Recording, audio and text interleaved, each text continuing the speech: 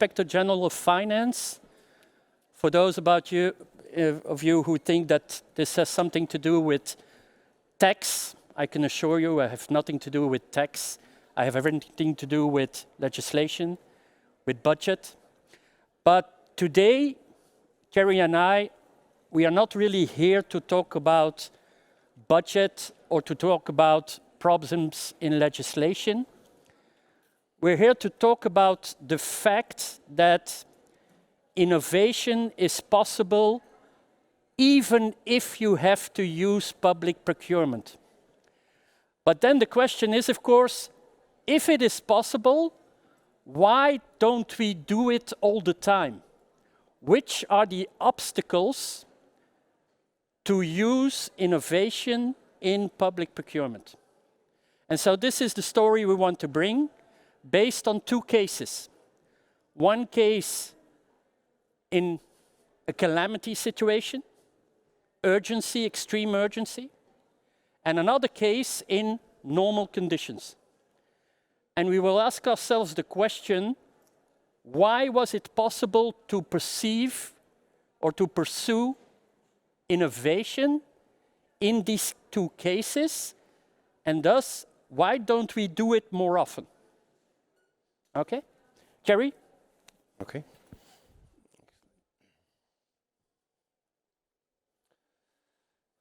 Okay, let's perhaps introduce myself. My name is Thierry Decocq. I'm a procurement consultancy specialized in innovative procurement, mainly used in crisis procurement situations. So when companies or institutions are in deep shit, they call me. And also innovative procurement to try to think out of the box to enlarge negotiation possibilities or let's say, procurement as such. So we have been receiving the European Innovation Procurement Award in December 2023 from the EIC, based on the techniques, strategies and tools that we have implemented. And then basically what we try to do is a little bit against procurement people. The DNA of procurement is to procure. What we try to do is avoid procurement. Cheaper than negotiating a good price is not buying. Negotiating a good price gives you -5 to -25%. Not buying is giving you -15 to -50%. So, but you will then have to buy other stuff to avoid buying what you are buying today, or buy differently, or actually start to negotiate with your users about, do you really need that product, that service? So during the crisis, we have been advising the federal government, and what I would like to show you today is some outputs of this innovation procurement, some ideas. So they will always be different, and we will come later on the inputs. How do you actually extract and find those solutions? So the first one that I can commend is, during crisis times, we needed fast and highly flexible expert people to be entering in and going out, because it's a crisis situation. Not one single company have all the experts sitting there waiting till a crisis is popping up, and then when it is there, bringing you 15 experts. So instead of having one company with all the experts, we actually cherry-picked 2, 3 experts in every single procurement company consultancy that we could find in Belgium, which gave us great flexibility, great expertise, and which also gives us flexibility for the phasing out. Because if you need to push away 15 consultants, or you need to push away one of them for each company, it's much easier. So that was one of the approaches that we did. The second one was, during the COVID crisis, a lot of proposals came in via email, via ministers, via cabinets, via different administrations. So we implemented an IT platform that would then streamline all the proposals and avoid the double, triple, and 4 or 5 times the work. People tended to use different channels to make the proposal at that time. So there was an overload of administration because the people actually tried to enter 3, 4, 5 different times via different channels. We have an innovative, proactive direct sourcing. What happens was public procurement was actually putting on the market a need, and local players were responding to that. Not one single local player was able to deliver the goods. So we had to go directly to the producing company, producing country, instead of using people that were used to respond to public tender.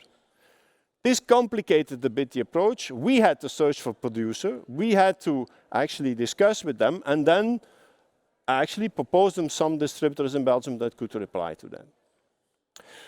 Innovative search for alternative products. Every single country was looking for the same single-use products at the same Chinese door in the same queue. There was a long queue. All countries were buying the same thing in China. What we did is, instead of using single-use products, we went to multiple-use products. Producers in Morocco, Turkey, Tunisia, multiple-use products which were more expensive, yes, but we could use them 24 times. The clothing was a typical example. Instead of having single-use clothing you throw away after use, we use recyclable clothing, and the cost per unit of use was actually cheaper than the single-use products. So your volumes goes down from 24 to 1. You do not address the same markets, not the same suppliers, and you avoid the queues in crisis situations. Nobody was in a queue for Tunisian and Turkish product at that point of time. We also did innovative search for alternative technology. Typical example was the syringes. I don't know if you remember the time when people were actually on the crisis, commenting on it. Actually, Pfizer was invoicing 5 doses per vial. Suddenly, they said from now on it's 6 doses per vial. But you needed special syringes to extract 6 doses from this vial. Syringes which have a low waste. Okay, very good. We could find these, but actually we found also syringes that could extract 7 doses from the vial. These syringes were more expensive, but cheaper than a 7 dose. First advantage, cost price. Second advantage, everybody was getting the same amount of vaccines on the market. But we threw 1 less into the dustbin because we had the 7 dose. So we went 1/6 faster than other countries. Up to that extent that countries started to talk to us saying, hey, what happens? Did you receive more vaccines than we did? No, we throw away 1 less than you do. So this is a typical approach where you then say, okay, you buy something more expensive, but at the end it costs you less. We did innovative validation of reuse of single-use products. This is a typical war situation. At the war, like at the war, a single-use product. This was a backup scenario. We just wanted to make sure that if we do not have enough volume, we could reuse them. So we validated a cleaning process for masks that in certain circumstances could then be used twice or even 3 times. We did that with the mask, and we did that with the filter tips for the PCR testing. In some circumstances, the filter tips in the pre-phase of it, with no contamination risk, could be used twice. So instead of using it 1 time, you use it 2 times. That means that you cut your volume half. In crisis situation, when you do not have a lot of volume, this is very helpful. We did innovative conversion of sales promotion people into worldwide sourcing ones. All the commercial attachés actually did not have any job during COVID. There was nothing to promote. All companies were not working, closed. So we used these sales representatives as buyers. And we said, listen, we would like to find such a syringe on the market in the worldwide. This is the spec. You need to convert the production from a standard to a more special one. Go into your country and find manufacturers that are prepared to do that. Instead of looking with 5, 10, or 15 people around the world, you were looking about 100 people. So we went faster than France. They found 1 supplier. We found 5. France has 5 times the size as Belgium. The reason why is because we had more manpower to do that. Now, in normal circumstances, you can do the same thing. Small, medium-sized companies, they from time to time use their sales power to do some procurement. Multinationals don't do that. But could be an idea. Innovative speed investment where market is hesitating to do so. Okay, so clinical labs did not want to invest in PCR testing. They say, I buy a machine for 1 year. After COVID, what do I do? 9 years with that machine. I invested for 1 year. Too risky. So actually we said, okay, we will invest ourselves. We will buy the machine, make some collaboration with university, and create the production capacity. If it is not there, you need to create it. If the players on the market don't want to do it, you need to find other solutions. But government has no clue about how making PCR testing, but university labs could, so they did. Next idea is we did the renegotiation of contracts. So when you have a contract which is signed by a minister, supplier can say, you have a contract. I just execute the contract. Nevertheless, we did renegotiate the contract based on logic. Most contracts are set based on contractual clauses. Based on logic, what is the risk? What is the reputation risk of the company if it comes out that actually the product that they are producing are ending up in the dustbin? Can we not avoid that? Can you stop production? We will make sure that we pay you whatever is needed for your margin, but don't continue a production which is useless. If some of the products cannot be used on the market, don't do it. Stop. We will pay whatever is necessary, but don't continue unnecessary cost. So you start the negotiation based on logic, not based on legal contract. It is possible. People are reluctant to do it because you have a contract which is signed with penalty clauses. So they all agreed. It was painful, it was difficult, it was time consuming, but they all agreed with a result of minus 67 volume percent. Minus 55% spent that we could save for the public budget. You heard a lot of quality problems on masks during COVID times because they were both based on certifications, based on the paper. Now, after analysis, it came out that 90% of the certificates were falsified. How can you make a good procurement if 90% of your papers are falsified?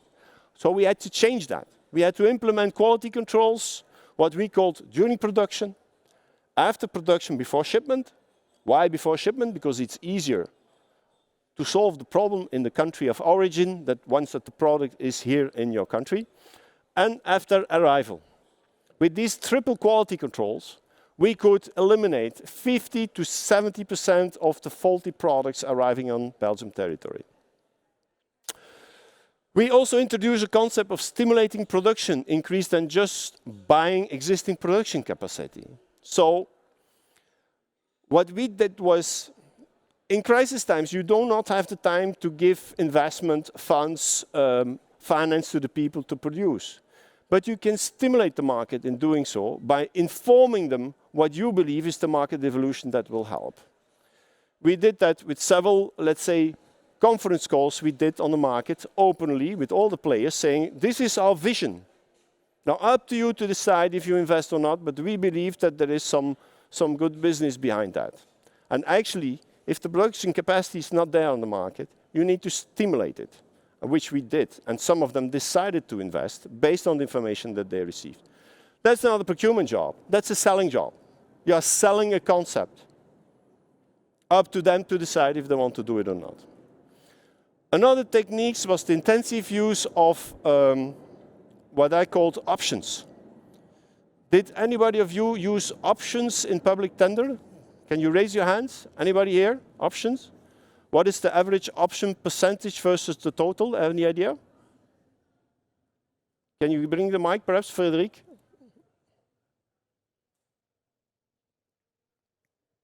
Hello. In our case, or in your case? It depends on the product and on the category, but it ranges from 20% up to 70%. Very good. 20% to 70%. So this is what we did.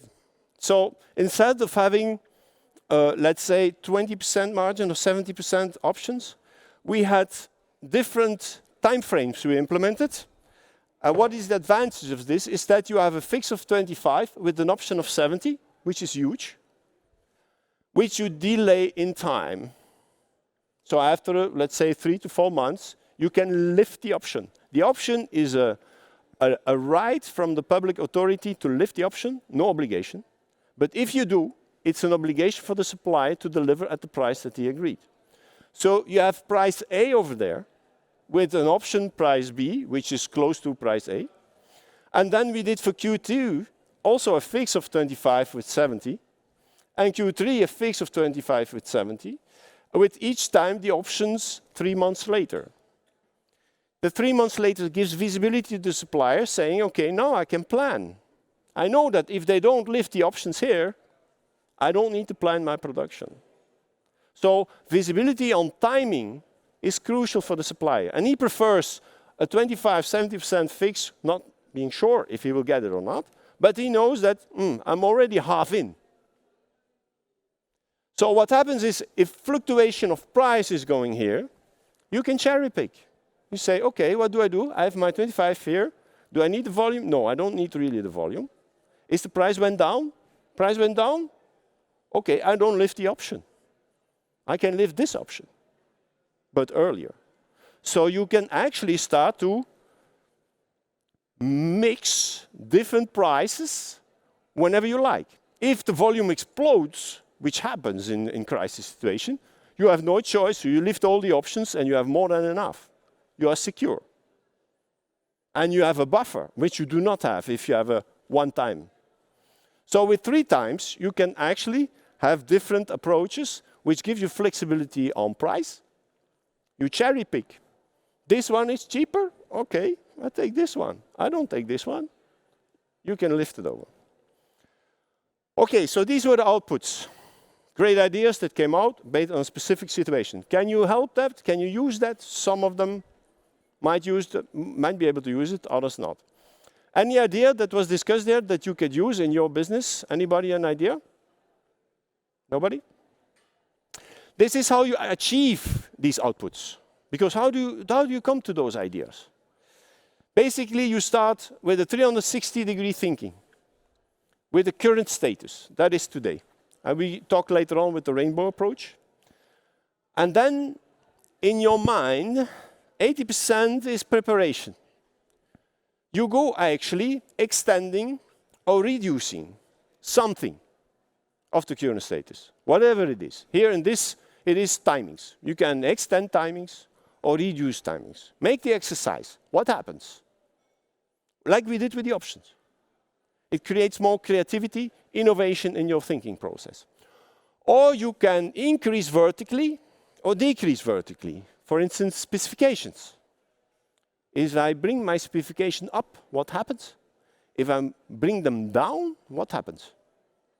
Bringing down is dangerous, but you can bring them down for specific segments. Example was that we could have products with a lower specification for a different segment than what was generally accepted, especially for masks, for instance.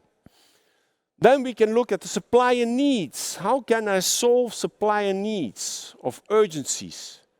How could I give to a supplier something which is not costing me anything and which is value for them?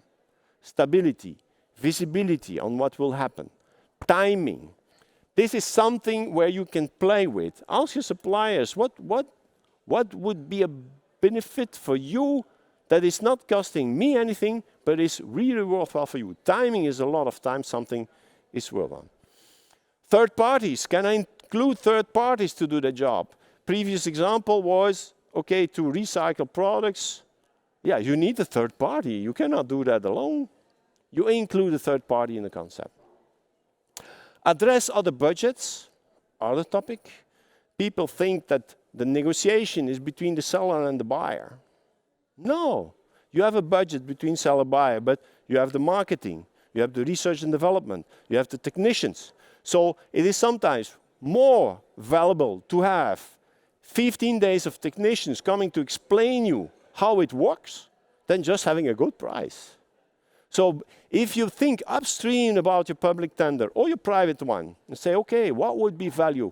What is something that is not costing anything to the supplier? Their technicians are paid. Their salary are paid. It's cost for them nothing more. But value for you, if they come 2 weeks in your facility to explain you how it works, how you can improve, that's worth gold. Okay? And then the segmentation. You don't need to have the same quality for all segments. Just make segment of different quality levels. And you have a wide variety of negotiation, 360 degrees. This thinking process you should do before you start writing a public tender or a private one, talking to your people. The rainbow approach is, most procurement people think in yes-no terms. But between yes and no, white and black, you have a wide variety of colors. So when you are thinking about making a tender public or private, think about flip the topic horizontally. What happens? Make it ridiculous. What happens? And see, sometimes you say, that would be a catastrophe. Oh, is it? Or would it be wonderful? Second, flip the topic vertically, what we did over here. The upside down, increase specification, decrease specification. Increase users, decrease user. What happens? Combine vertical depth with horizontal wideness. Legal people, any legal people did law, studied law in this room? Nobody studied law? Some people studied law, yeah? And some engineers in the room? Some engineers? Economists? Where? Economists? Okay. You think differently. Legal people think vertically. They think, is he, let's say, is he guilty or is he not guilty? If he's guilty, are there other circumstances which soften the guiltiness or not? But once they take the road of guilty, they do not go to non-guilty. They go in depth. Industrial people, economist people, they think wide. They have a lot of different solutions, but never go in depth. If you combine the two approaches, you have a wide variety of solutions which actually do not fit with each other. But once you change a bit the conditions, you come to completely new ideas. This is what I called combined vertical depth with horizontal wideness. Very important and very difficult for engineers. Who are the engineers here? Lift out your hands, engineers. Okay, you want to be 100% right, yes? Yeah. Now, for me, 80% right is fine. Crisis time, you don't have time to be 100% right. A good decision taken too late, sorry, it's a bad one. So sometimes you need to be 80% right is sufficiently okay. You don't need to know if it is 1.3 million or 1.2 million. It's enough to know it's above 1 million. Okay, guys, we go. That the tendency is that people want to be 100% right. You need to just to select where it is really necessary, like health, and where it's just, okay, we know it's a saving, we go for it. Segment the business like a monopoly, especially pharmaceutical business. I worked 8 years in pharmaceutical business. People believe that the monopoly, it's a monopoly. No, you have a supplier, he has, for 100% of his business, he has maximum 50% monopoly. All the rest you can take away. You can negotiate your monopolic piece by taking away the non-monopoly piece of your supplier. The cheapest fast is not to negotiate a cheap price, but it's not to buy. Try to think about not buying. People are coming to you, I want to have the cheapest Rolls-Royce. Do they need a Rolls-Royce? Or would a Peugeot do the job? If they sell diamonds, yeah, you might think they need a Rolls-Royce. No, they never see the customer, so they don't need a Rolls-Royce. They can use a Peugeot with a lot of safety and actually half the price. During a crisis, again, a good decision taken too late is a bad one. So this was what happened in crisis times. But if you think about it, a lot of these you can use also in peace times. Just need to think upfront before you start writing the public tender. What can I change to my tender to create myself flexibility, keeping transparency, equal consideration to all supply, because all of them see the same condition. So that was a bit the introduction. I know Tony can. Thanks, Thierry. I'm going to thank Thierry right away because I'm happy having a legal background that he said that lawyers still think. This is not always something I hear in a room. So this is a joint presentation. Why? Because what you just heard was that in crisis situations, there is room for innovation. This is what you hear. This is the story you just heard. What you also hear in this story about COVID is it's a clear top-down initiative. Politicians were really in the mindset of this has to work, whatever the consequences, whatever the risks that will be taken. This is the case. Now we're going to see a case, the complete opposite. Not top-down, no crisis situation. But we will still prone that innovation is possible, even if, and this is my lawyer hat, procurement takes a long time, you never get what you want, and it's too expensive. What we are saying is you can achieve what you want, but your goals and your appetite for risk have to be defined upfront. So you saw that we skipped some slides in the beginning. Basically, the slides that we skipped in the beginning is where we explain why there is so little appetite for innovation, but not really appetite, but there is so little room for innovation in day-to-day business of public procurement authorities. Why is that? Very simple. Very often, your procurement service has to do with day-to-day needs. They don't have a horizon that corresponds with innovation. You have politicians having a horizon of legislation. This means 3-4 years. In some cases, innovation takes longer than a legislative procedure. So this means that if you want to talk about innovation, you need to have a middle management or a high-level management position taking the risk, because their horizon could be further than a legislative situation or legislative an election or whatever you may have. Second element, what you just heard, was when you talk about innovation, it is not only about the product. We very often think about, oh, we're going to buy something that is innovative. That could be the part innovation in your procurement.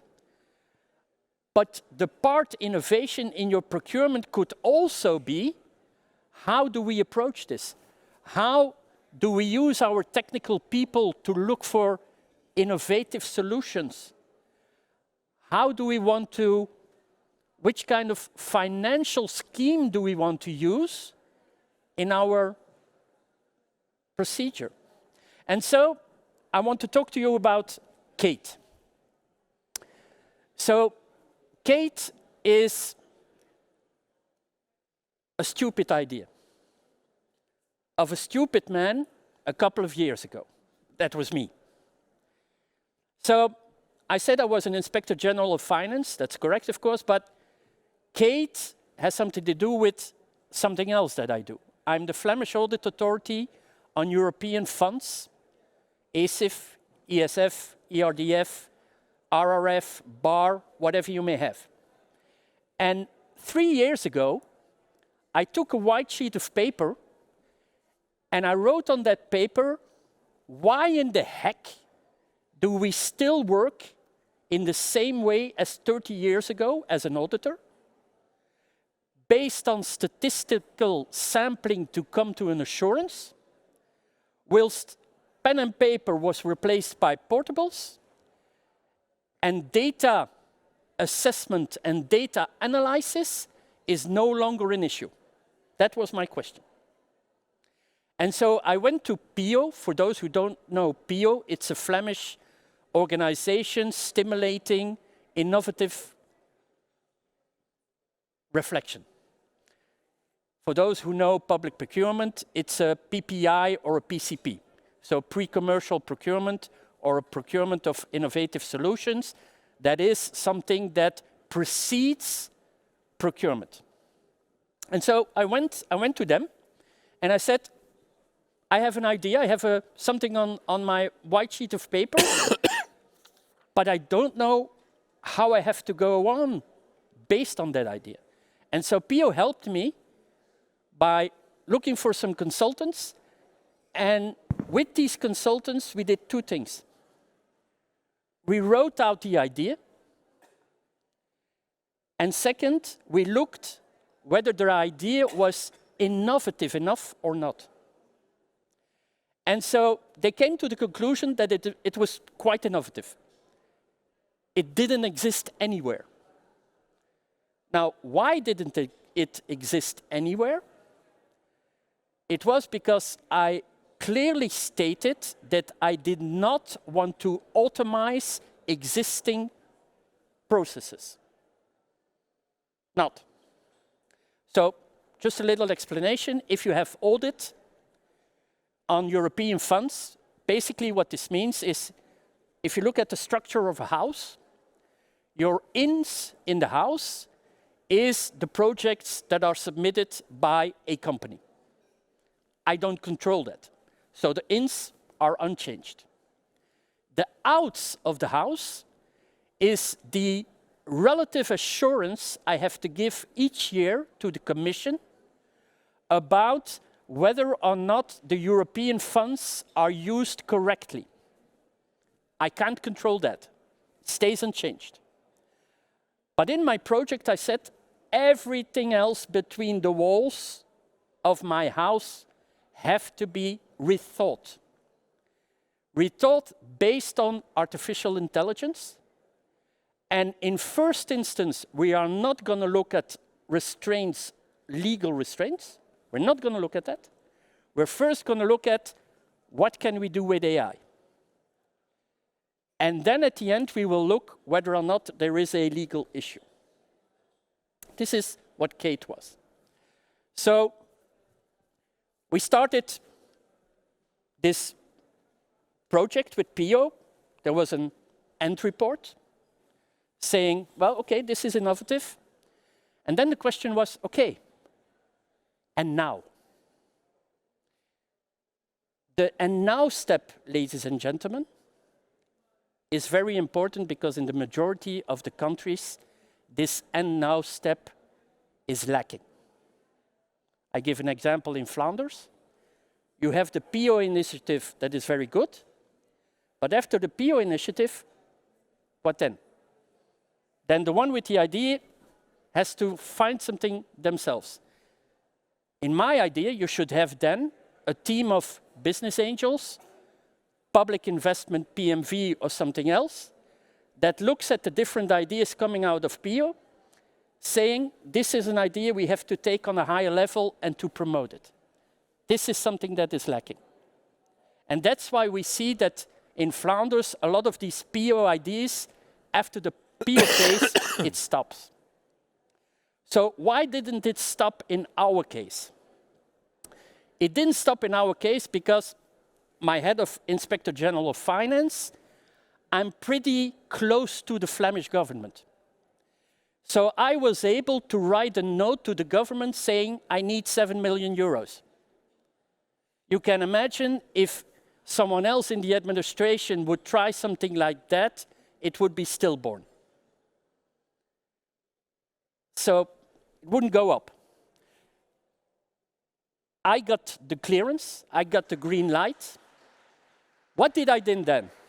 I assembled a team, people like Thierry, people like others, experts. And we chose in procurement, we chose the innovative partnership.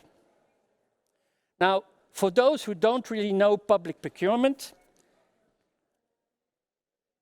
the innovative partnership, if you look at the procedures written down in the legislation, it's about one article and about 4 paragraphs, where the other procedures are a couple of articles and a lot of paragraphs and a lot of jurisprudence. And so, from a legal point of view, a lot of lawyers would say, we don't like the innovative partnership because there are too many risks. From a legal point of view, we don't really know what could happen. I said, I love it. Not a lot of rules. I can do almost what I want. And so we started this innovative procedure, innovative partnership, and there were 2 consortia bidding. One consortia around Deloitte, and one consortia around one of the competitors of Deloitte. The negotiations of this continuous-based technical evolution idea took us 2 years.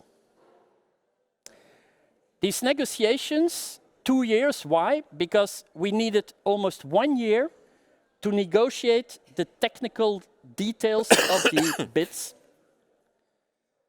And then we used almost, a little bit less than a year, on the financial elements. Why? Because I wanted to negotiate a return on investment. Something that you don't very often do in public procurement. But I wanted to negotiate a return on investment. If the product is successful, I want a free use for the Flemish government. And if you commercialize it outside of Flanders, I want a return on investment. Now, we work on artificial intelligence. We are rethinking everything. But before I show you the rest of Kate, there was one thing that was very interesting. During the negotiations, 2 things came up. The first thing, and that was the reason why the competitor of Deloitte finally was left out, because at a certain moment in time, I asked the auditors of the competitor, as I asked the auditors of Deloitte, if Kate does or achieves its goals and does what it's supposed to do, how do you imagine your role as auditor in 10 years' time? And the competitor wasn't able to visualize that. They were stuck in today. Deloitte was able to do that. A second thing that was very interesting was that once we awarded the contract, the partners of Deloitte came to me and said, we also thought about something like what we're going to construct together, but I was never able to find the internal funding to do it alone. And so you in the public administration were the catalyst of this project. And so, ladies and gentlemen, this is for me something very special, very important. You can take an initiative if you are in a public environment, and this could be beneficial for private companies. You work together, you are not opponents, you are not adversaries. So we started working on this continuous auditing model, and in this continuous auditing model, some of the elements are quite logical. Little paraphrases. You can't open a book, you can't open a website, you can't open a commercial leaflet today of whatever company you may have, and the AI word has to be mentioned.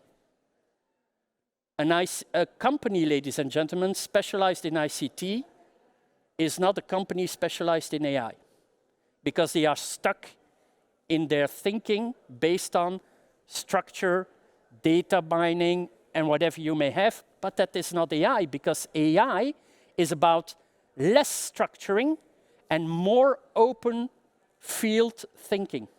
And so what we did was we first had to think about, okay, you get your invoices and you check whether your invoices correspond with what is foreseen in your project, in your grant that is accepted. It's not really AI. It's machine learning. It's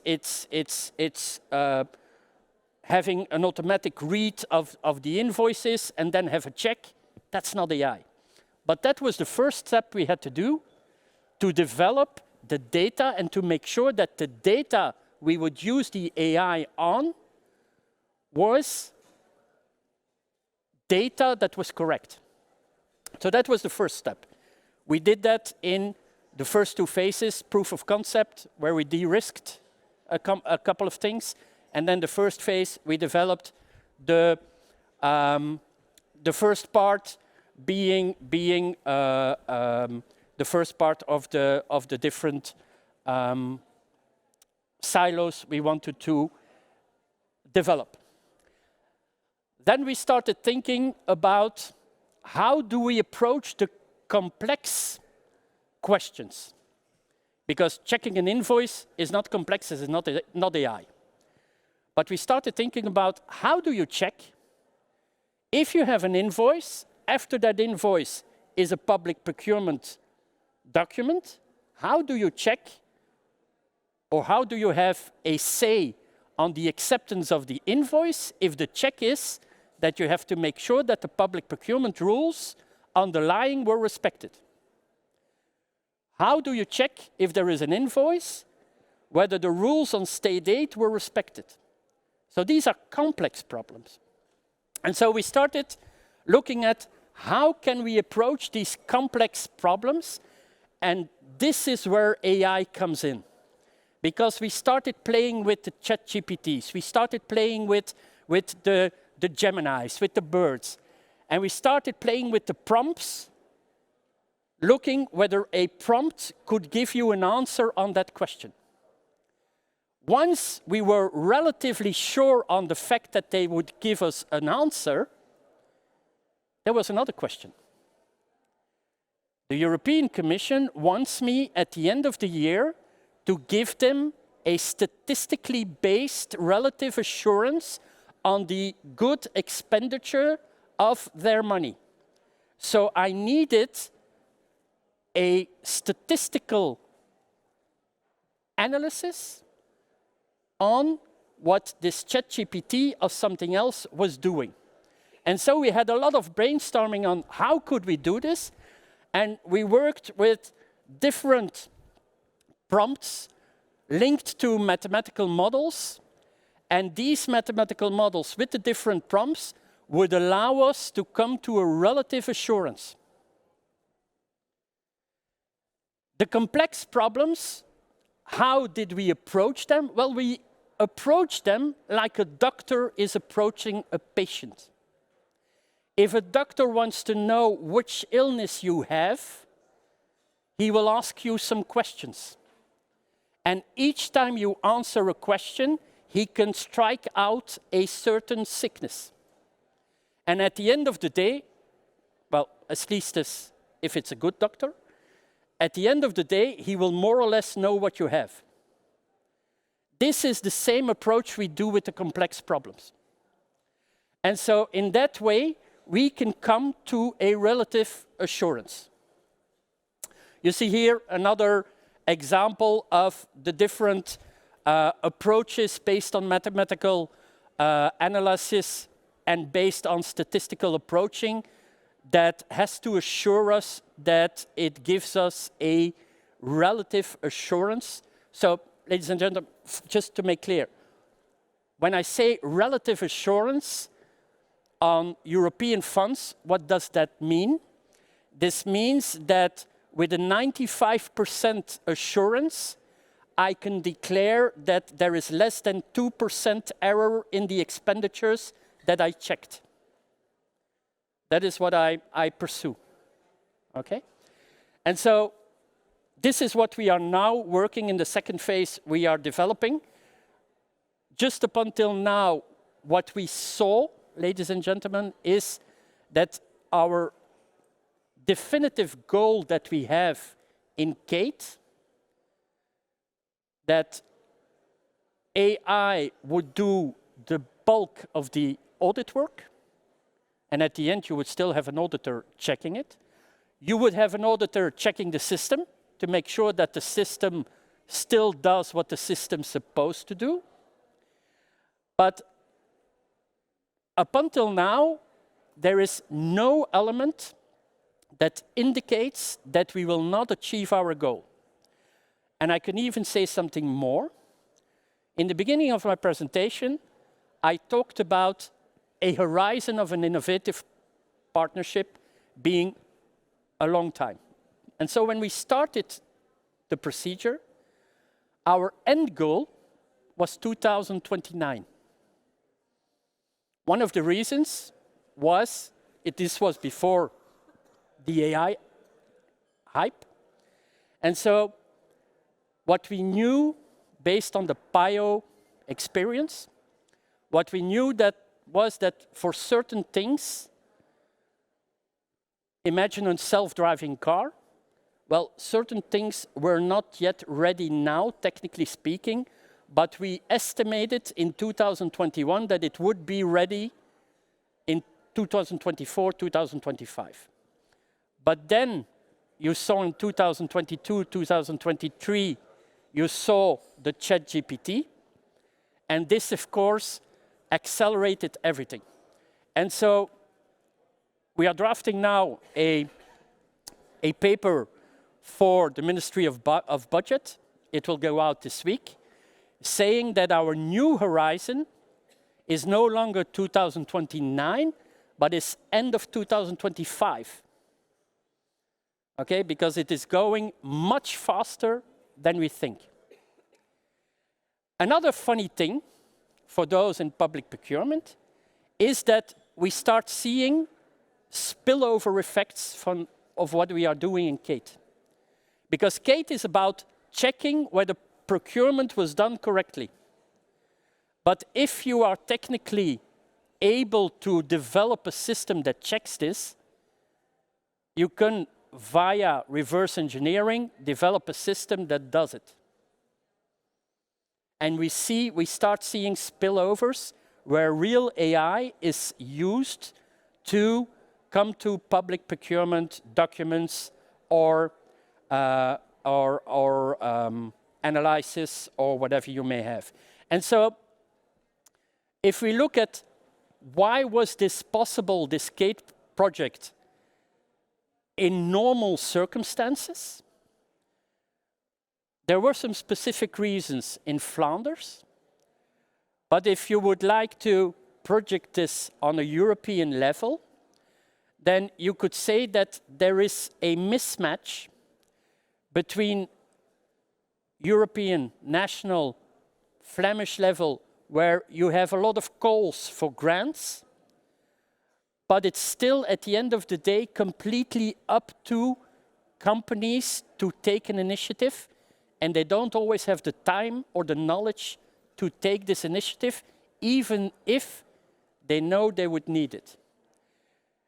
There is, if you talk about networking, there is something missing in the link between something like PIO, and I remember I went 4 years ago or 5 years ago, I went to Barcelona together with someone of PIO to give a presentation, and they had some startups initiatives in Barcelona on AI. Very interesting. The question is only, you give them a little grant, they start something up, but what comes after? And so the day after story is something that is lacking. And ladies and gentlemen, I really think that public authorities could play a role in this day after story. Okay? Right, Thierry. Okay, we have heard a lot about AI, and I spent majority of my career for the private sector. When I came into the public sector, public procurement people, they tend to look at the private sector, saying, hey, we should look into the private sector, see what ideas we can get from them. But I see a turnaround with AI. I believe that the private sector will, in future, watch public sector. Why is that? All procurement of public sector is public. AI will be able to extract all the data in no time. Today, you need to go through all the public tenders. It's impossible. So there are softwares now in development, and if people are interested in that, let me know after this workshop, which actually can write themselves the public tender based on the public tenders that went for the past 5 or 10 years in some countries already. France is one of them. You can have, with a push on the button, all the suppliers that already applied to public tender. You can have your public tender written by artificial intelligence.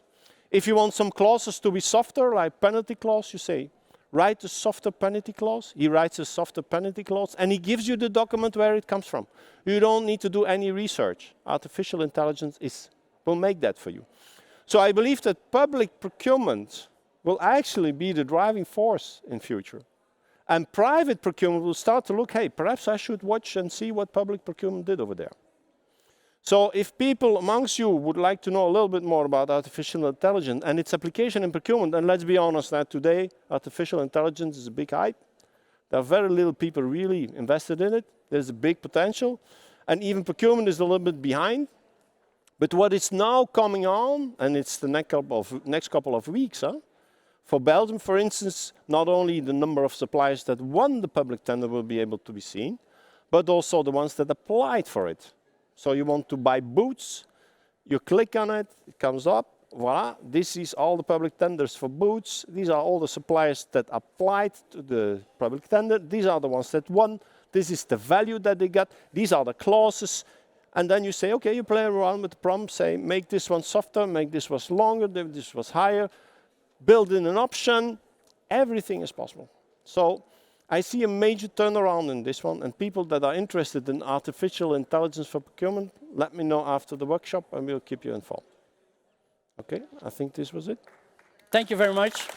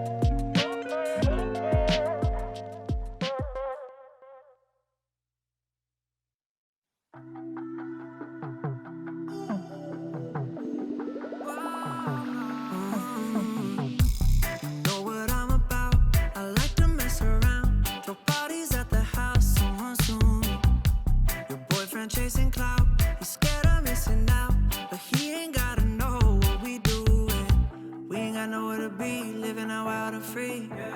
Curry, let's make it a 3. Another round up on my sleeve. She said she don't wanna leave, ain't even playing for keeps. Oh yeah. Can't nobody tell me what I can do.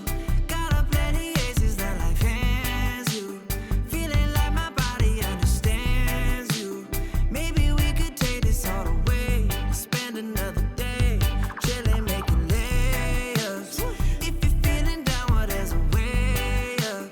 All about that bread, I got my cake up. Maybe I just need another taste. Love the way you sway. Lately I've been feeling like my life is in a movie. I call it every night and every day. Cause I don't ever let the fame or money fool me. I gotta stay consistent in my ways. Oh yeah. We ain't got nowhere to be. Living a wild and free. Girl, let's make it a 3. Another one up on my sleeve.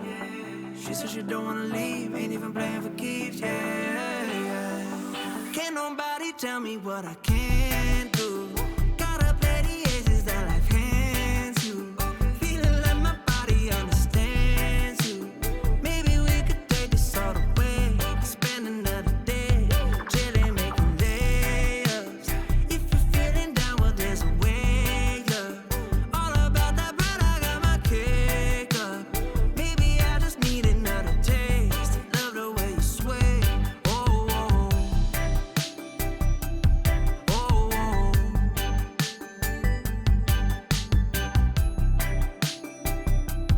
Oh, oh.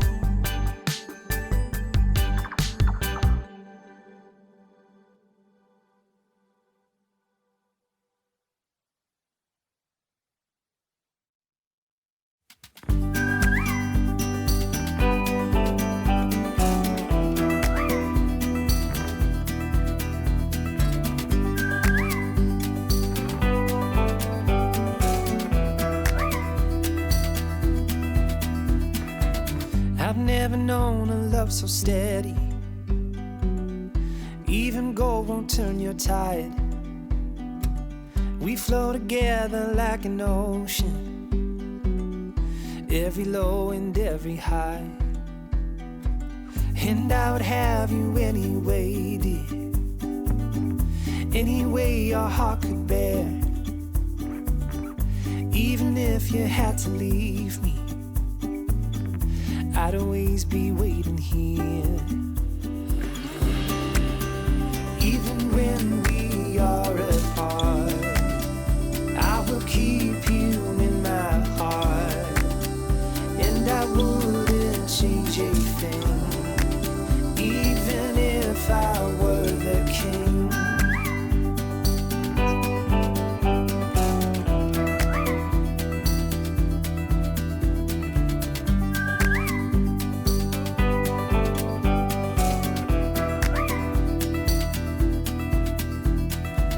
I've never known a brighter sunset, but every day I see it rise. I never thought it could be better until I saw it in your eyes. Even when we are apart, I will keep you in my heart. I will hold the world at bay just to see you smile again. And when time begins to fade, I will love you just the same. And I wouldn't change a thing, even if I were the king.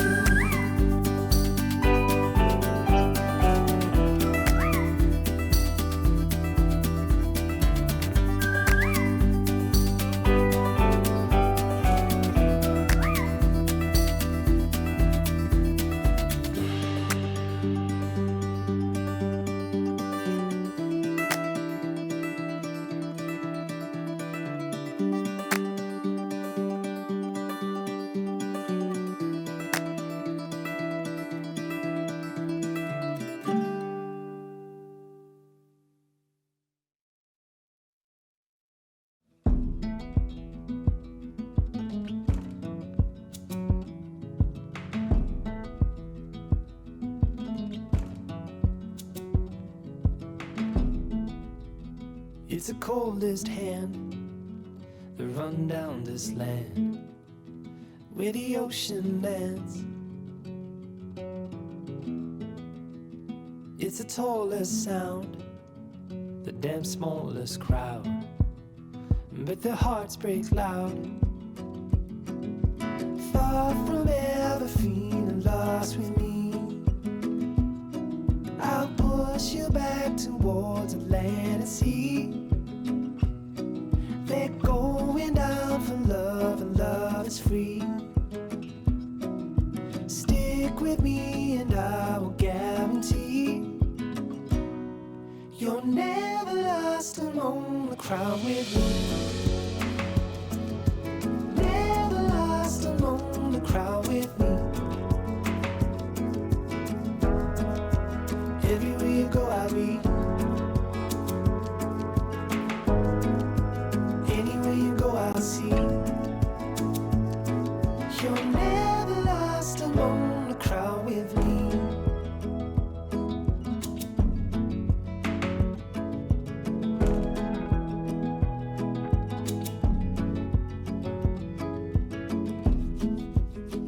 It's the furthest sun, the gone done for love. It's a pulse and shove. It's the sharpest cry. The here goes, but why? Where the desperate lie. Far from ever feeling lost with me, I'll push you back towards the land and sea. They're going down for love, and love is free. Stick with me and I will guarantee you're never lost among the crowd with me. Never lost among the crowd with me. Everywhere you go I'll be. Anywhere you go I'll see. You're never lost among the crowd with me.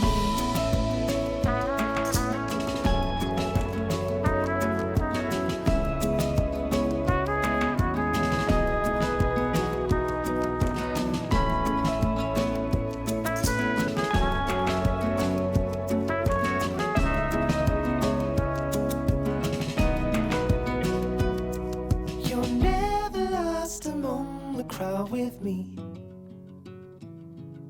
Never lost among the crowd with me. Everywhere you go I'll be. Anywhere you go I'll see. Even in the autumn breeze, when the trees are shaking off their leaves, you're never lost among the crowd with me.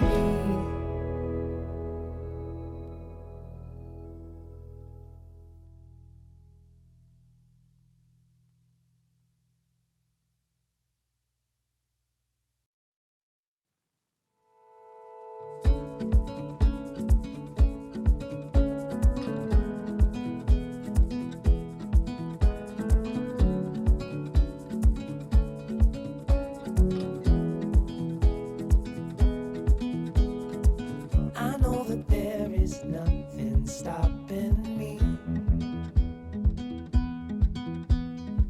No physical presence that I can't see. Oh, there's nothing in my way. There's nothing in my way. There's nothing in my way. There's nothing in my way.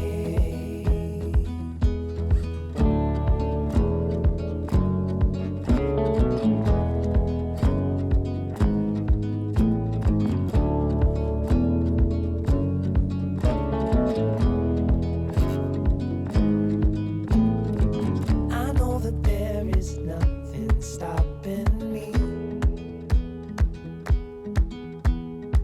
No physical presence that I can't see.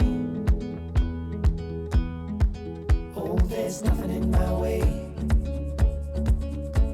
There's nothing in my way. There's nothing in my way. There's nothing in my way.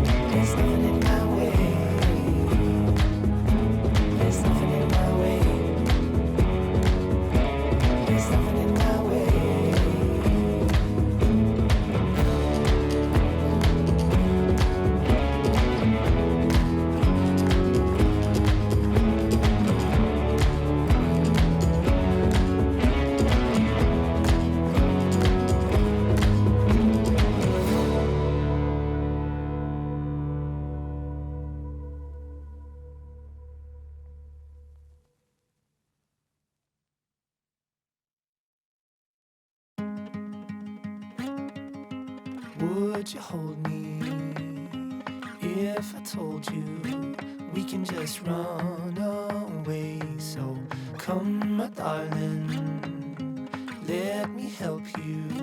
We can follow the sun and leave the rain for somebody else. Let's help ourselves, leave our troubles on the shelf. Don't you worry, we're gonna find all we need in our sunset paradise.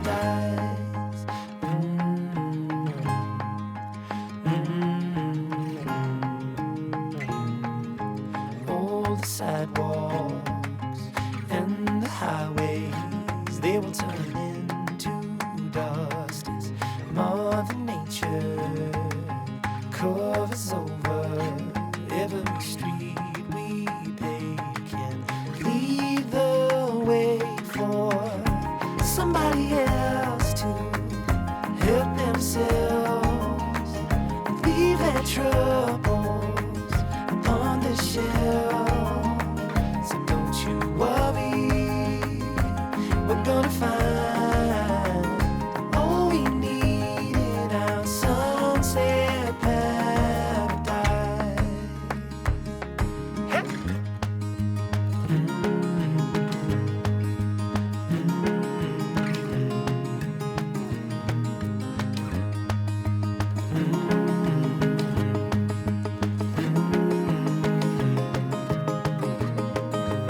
Leave it all for somebody else to help themselves, leave their troubles upon the shelf. And don't you worry, we're gonna find all we need in our sunset paradise.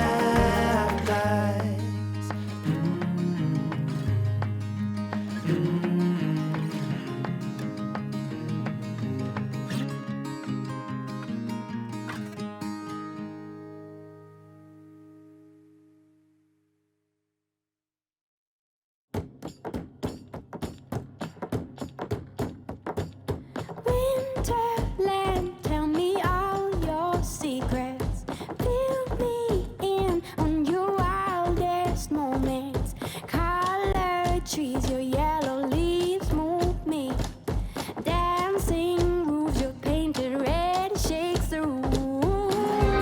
When I get there, I'll let my feet roam. When I get there, I'll break in your arms, I'll lose control. When I get there, I'll know the answer. Let me know when I get closer.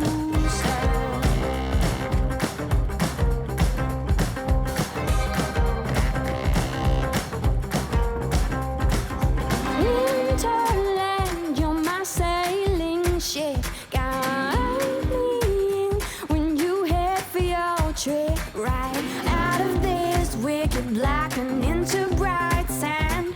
Straight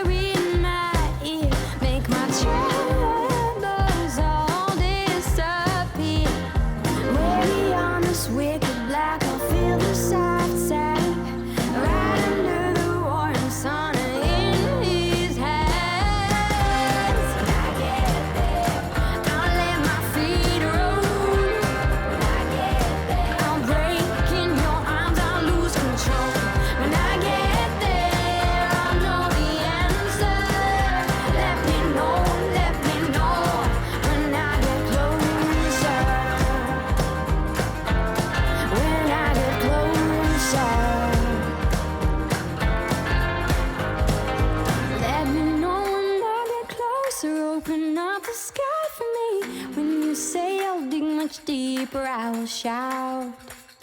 Let me know when I get closer, open up the sky for me. When you say I'll dig much deeper, I will shout.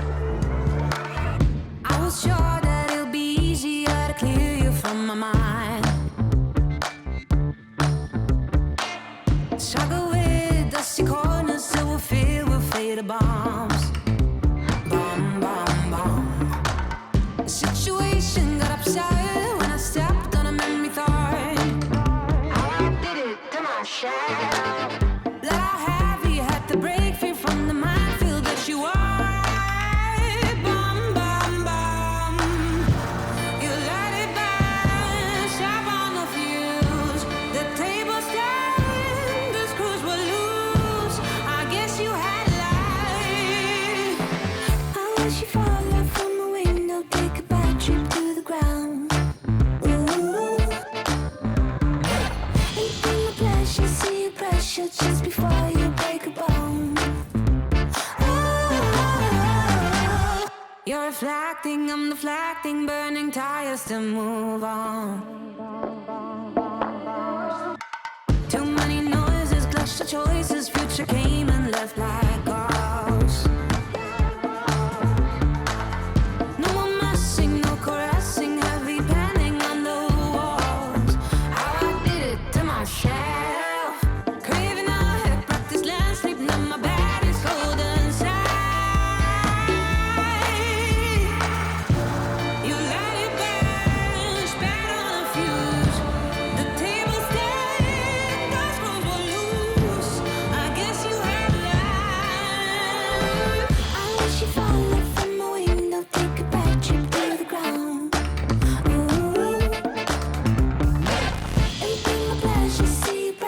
Just before you break a bone. Oh, I wish you'd fall out from my window, take a bad trip through the ground. Anything with pleasure, see you pressure just before you break a bone.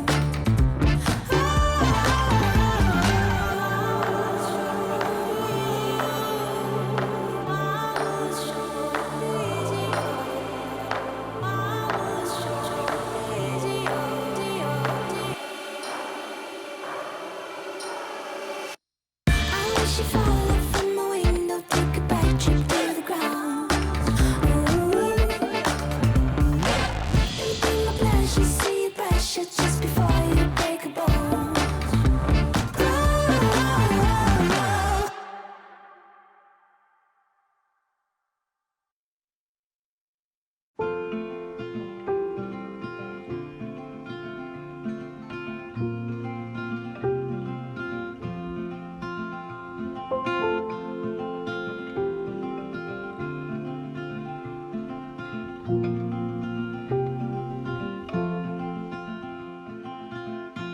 Rainy days don't seem so wet.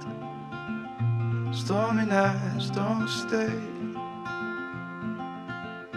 From the moment that we met, you were worth the wait.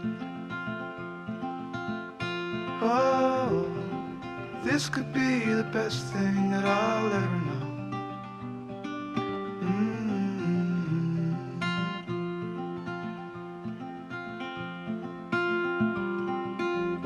Talk for hours and never slept.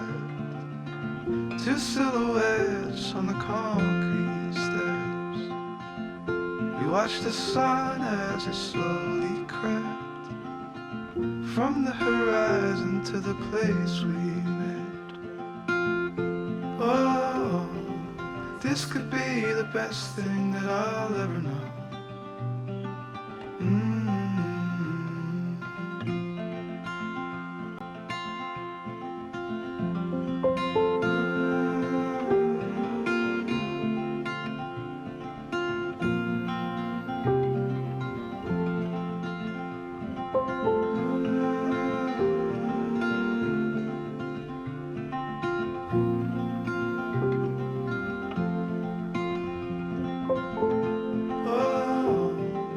This could be the best thing that I'll ever know.